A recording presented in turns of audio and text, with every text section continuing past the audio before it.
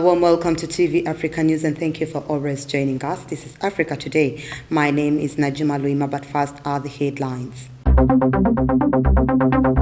Museveni reverses General Kandiho's transfer to South Sudan, now appointed to police. Anita Among asks MPs to pray for Speaker Oulanyah. EU restores aid to Burundi despite critics issuing warnings. And in sports, Senegal's football team members offered cash and plots of land. A warm welcome once again. Now the news in detail. In a tryst of events, President Museveni, who is also the Commander-in-Chief of the Armed Forces, has reversed the early appointment of former Chieftaincy of Military Intelligence boss Major General Abel Kandiho to South Sudan and appointed him to police. We have more. Speaking at a ceremony in Dakar on Tuesday, President Macky Sall reaffirmed the pride the team had brought to the country. The president, during a speech, said that they dreamed of the cup, built the dream, and finally made it come true by winning the Africa Cup of Nations. He added that they have made the country proud by making the name of Senegal resound all around the world and indeed honored the nation. And in return, the nation is so proud of the honors.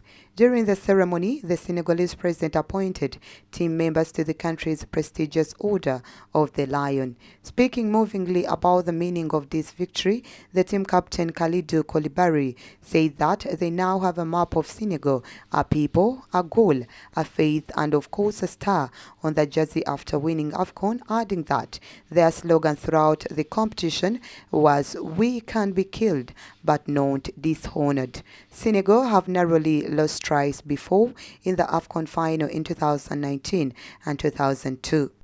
Parliament has finally confirmed that Speaker Jacob Oulanyah is unwell and was rushed to United States of America for better medical attention. Among said that the Speaker left the country for treatment on Friday, 4th February 2022. We have more with Nalugo. The Deputy Speaker, Anita Among, said yesterday that Oulanyah is receiving specialized treatment outside the country. She said Oulanyah, who has been unwell for the last 2 weeks, received treatment at Mulago National Referral Hospital. She said that during the period he was receiving medical attention at Mulago Hospital, medical experts in consultation with his personal doctors agreed to take him out of Mulago to a specialized hospital. She urged members to pray for Oulanyah such that he recovers fast and comes back to resume his work. She told the MPs to disregard social media comments on the Speaker's health. The government chief whip, Thomas Taiwa, commended Among for chairing the House and updating the members on the Speaker's health. Taiwa said that they pray for the recovery of the Speaker and promised to ensure that work goes on in the House in case one of them is indisposed. The European Union on Tuesday said it would restart giving financial aid to Burundi following a similar step last year by the US, drawing an angry response from government critics.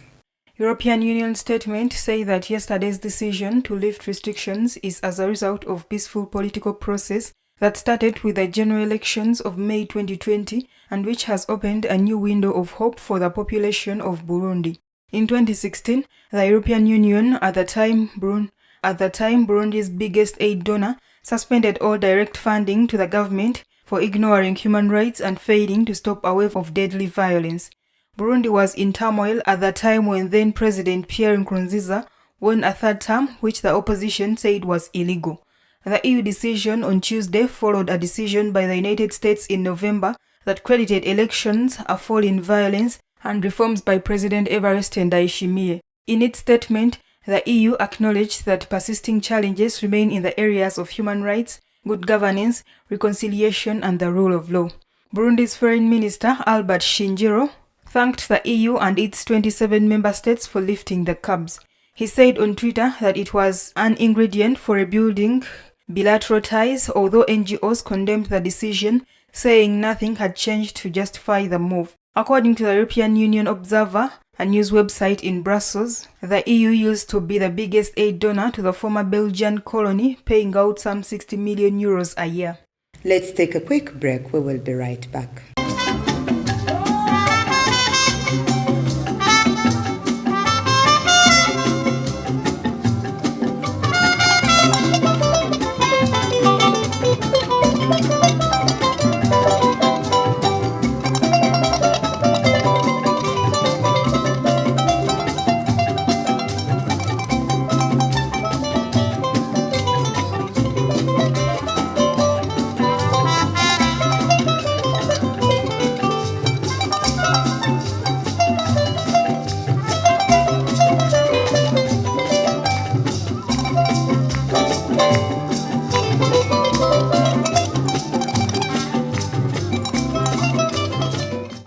Welcome back. You're still watching TV Africa News, The Right to Know. Military prosecutors in Burkina Faso on Tuesday requested a 30-year prison term for former President Blaise Compaoré for the 1987 murder of his predecessor, revolutionary leader Thomas Sankara. A trial was launched into the killing last year after French authorities finally agreed to release military documents giving details of the circumstances of his death. The closely followed trial is almost at its climax as the West African nation reels from its latest coup following popular anger over jihadist attacks. Prosecutors asked the military court where he is supposed to stand trial to find Mr. Compaoré guilty in absentia of an attack on state security, concealment of a corpse and complicity in a murder, accusing him of being the main sponsor behind the killing of Sankara and 12 of his colleagues. The prosecution is also seeking, among other things, 30 years in jail for Hyacinthe Kafando, who is suspected of having led the commando that murdered Thomas Sankara and his companions, 20 years in jail for Gilbert Diendere, the main defendant present at the trial and one of the army commanders during the 1987 coup. He is already serving a 20-year sentence over an attempted military coup in 2015. The trial was then adjourned until March 1st, based on a request by the defense. The former president was Sankara's close friend and denies any role in death. Sankara was an army captain when he came to power in a coup in 1983 at the age of 33. The fiery Marxist-Leninist railed against imperialism and colonialism, often angering Western leaders but gaining followers across the continent and beyond. He and 12 colleagues were gunned down by a hit squad on October 15, 1987 at a meeting of the ruling National Revolutionary Council.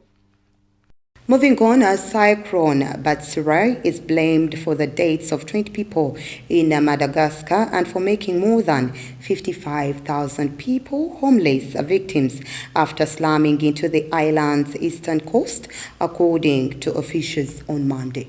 Batsirai, Southern Africa's second big cyclone this year, is forecast further as it exits Madagascar and should not pose a serious risk to Mozambique, said the weather department. Officials in Madagascar are working to attend the damage caused by Batsirai.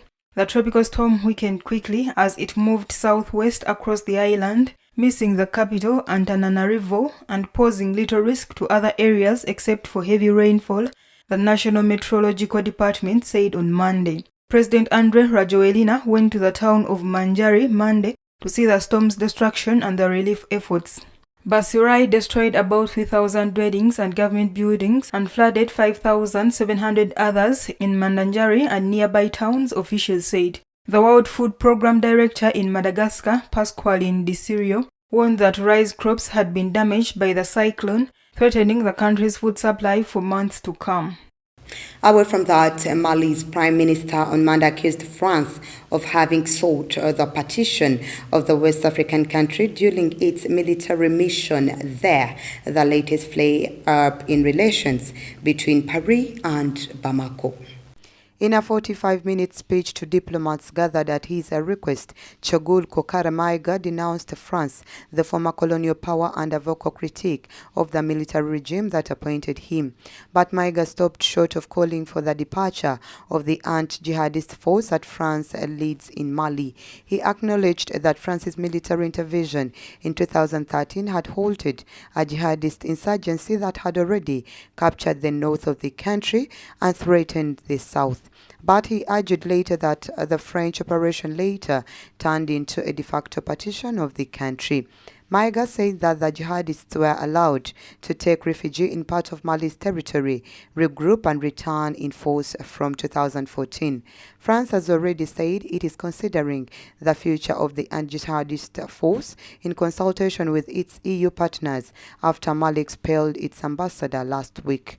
Tensions have been mounting after French President Emmanuel Macron lashed out at the junta's failure to stick to a timetable for a return to civilian rule.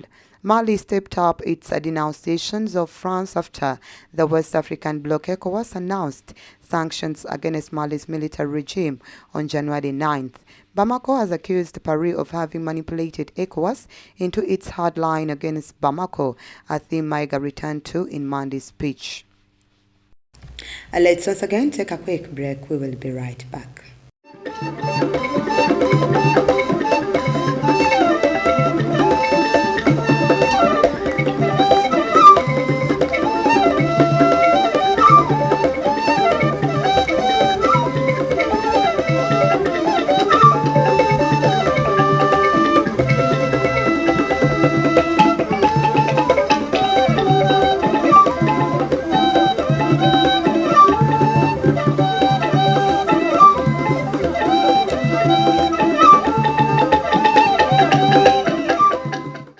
Welcome back. You're still watching TV Africa News, the right to know. In our business news today, the Mohammed V International Airport in Casablanca has been buzzing for the past few hours after more than 2 months of closure due to COVID-19. Morocco reopened its airspace on Monday, 7th February. Despite the reopening of the Mohammed V International Airport in Casablanca, strict measures have been put in place to curb the spread of coronavirus. All travelers must be vaccinated on arrival. They are subjected to an antigenic test and random PCR tests carried out on groups of passengers. For those leaving the Moroccan territory, in addition to the vaccination pass, they must present a negative PCR test before boarding. Beyond these measures, this opening of the airspace after a long period of closure has been a real relief for passengers. This will help the vital tourism sector, which has been severely dented by the ongoing health crisis. The losses over 2 years have led to 20 million fewer travelers and a loss of more than $8 billion in foreign exchange revenue. The government's efforts to turn around the tourism sector include partnerships with international tour operators and airlines, as well as international advertising campaign to promote Morocco. It has also launched a $190 billion emergency plan for the sector.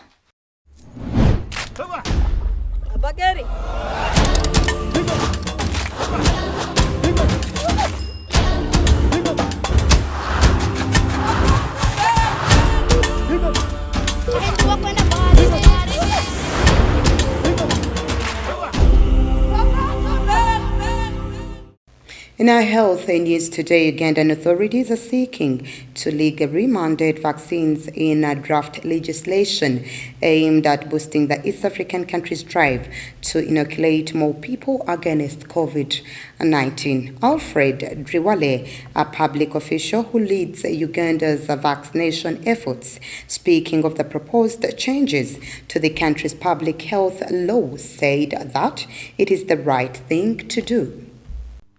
The proposed bill, which is subject to changes as it faces scrutiny by a parliamentary health committee, calls for a 6-month jail term for failure to comply with vaccination requirements during disease outbreaks.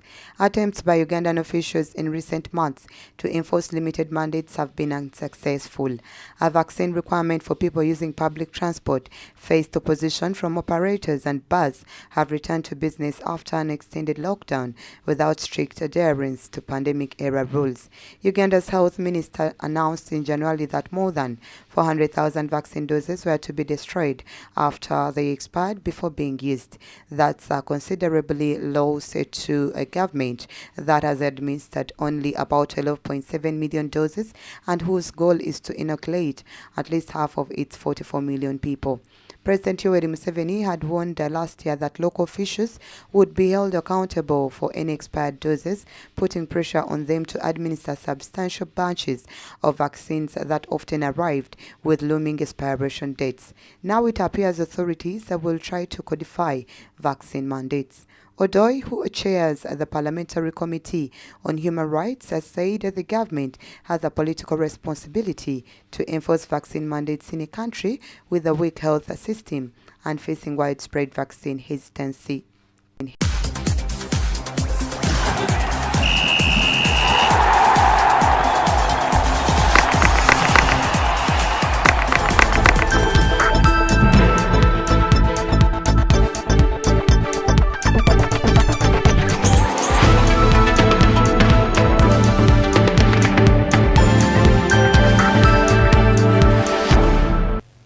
And finally, in our sports news today, the president of Senegal, Macky Sall, has awarded cash prizes and plots of land to members of the national team after last weekend's victory over Egypt in the African Cup of Nations. The Senegalese beat Egypt 4-2 on penalties to become Africa's football champions for the first time. We have more on this story. Speaking at a ceremony in Dakar on Tuesday, President Macky Sall reaffirmed the pride the team had brought to the country. The president, during a speech, said that they dreamed of the cup, built the dream, and finally made it come true by winning the Africa Cup of Nations. He added that they have made the country proud by making the name of Senegal resound all around the world and indeed honored the nation. And in return, the nation is so proud of the honors.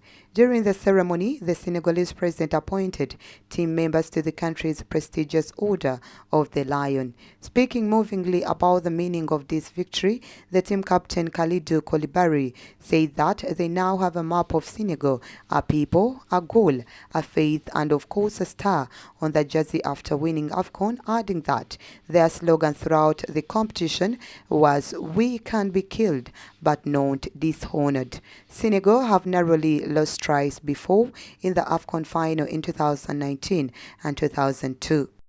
That was the news. Thank you for always keeping it TV Africa. Please do stay tuned. More programming coming your way.